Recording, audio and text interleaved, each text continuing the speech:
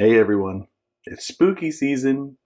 And I know, you may be thinking, haven't we missed spooky season? Surely we've missed spooky season. Surely Halloween has already been behind us because there's Christmas trees in the stores and there's little elves on the shelves and there's well, the candy's still there, but I mean, napkins and Santa hats and everything, they're all in the stores. Didn't we miss spooky season? No, we did not. We just like to imagine that Thanksgiving doesn't exist and we move on to the holiday that really makes all the money, I guess, Christmas. So whatever. But it is still spooky season. It's middle of October. Halloween is coming up. We've got trunk or treat on the horizon. Things are good. The weather is changing. It's absolutely beautiful. So with all that in mind, let me ask you this. What are you afraid of? Because there's a lot of things out there to be afraid of. I mean, you think about the pandemic, construction on 75. I mean, there's a lot of things that are out there just terrifying right now. And sometimes there's things to be afraid of. I mean, think about it. If you're the disciples, obviously you're afraid of the Romans, big, scary, strong guys, and mean, and just kind of don't want to be there, and you're in their way, and all those kind of things. If you're the disciples, you also occasionally are scared of Jesus. It's true. They were scared of Jesus a couple times. Look at Mark chapter 6. There's a couple of really neat stories there. One, Jesus is teaching the crowds, and he says his piece and decides that, hey, you know what? Hop in the boat. Let's go across the lake. And so they go across the lake, and Jesus is tired, and it's nighttime, and he's had a long day of teaching and everything. And so he lays in the back of the boat, and the storm comes up. Nighttime. Spooky, right?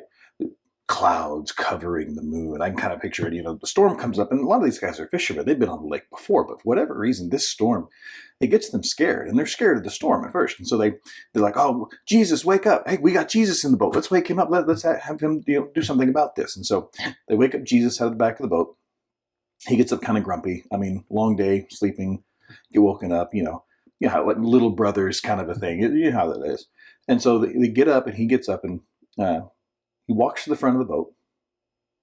And you don't necessarily, I don't know the Greek really portrays this. Our English translations, a lot of times, I don't know that they really get the right feel for how Jesus is when he does this. But he steps to the front of the boat, groggy, half asleep, and says he rebukes the storm.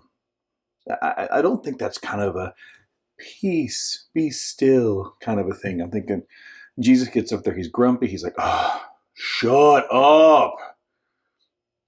And it does. The storm listens to Jesus. And Mark records the disciples looked at Jesus and were terrified. They asked the question, who is this guy? What is he capable of?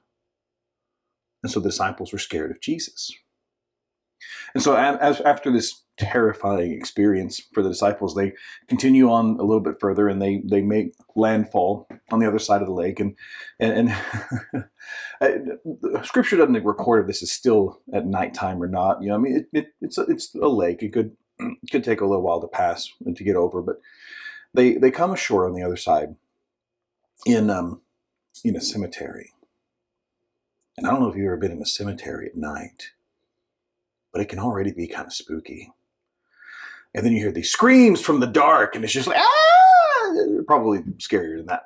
But you hear these screams in the night, and it's just like, what is going on? And Jesus is just kind of calmly walking through, and the disciples are with him because where else are they going to go? I guess they could hop in the boat and go the other way.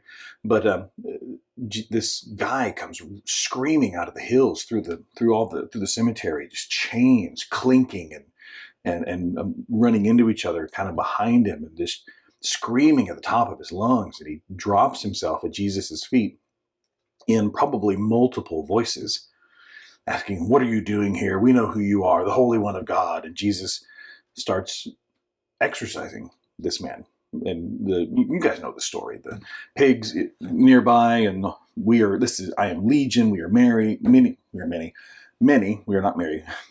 Whole different story. We are legion, for we are many. And so we go, asked to go into the pigs, and Jesus says yes, and the pigs run off into the lake and drown, and die.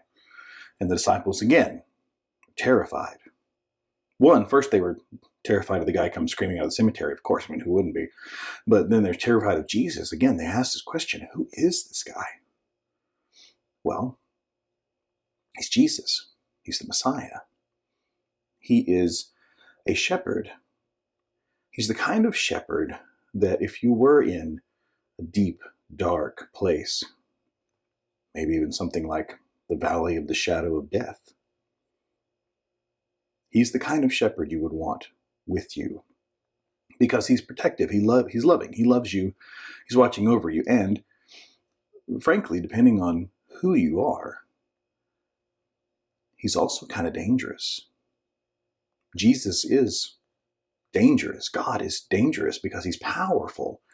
And when somebody is that powerful, they are very dangerous. They're capable of doing some big, amazing things that freak people out. But we take comfort in the fact that while he is powerful, he also is obviously loving and self-sacrificing and wants what's best for his sheep. And he tells them to not be afraid. Why are you afraid? In the boat, he's like, Jesus says, what are you afraid of? Afraid of this little storm? I got this. What are you afraid of? Some demon-possessed dude screaming in the cemetery? I got this. So I ask you, what are you afraid of? Because Jesus is beside you. He's with you saying, I got this. Trust him. Have faith in him. Believe him. Because he is dangerous. But he's not dangerous to you. Only to those that oppose you. So take some comfort in that during the spooky season. Lean on Jesus a little bit. Have a little bit of fun. But get out there and follow him into those dangerous places, because you follow a shepherd who is also dangerous and protective and loving and wants you there with him to show you how awesome he is. Okay, guys? Have a nice night.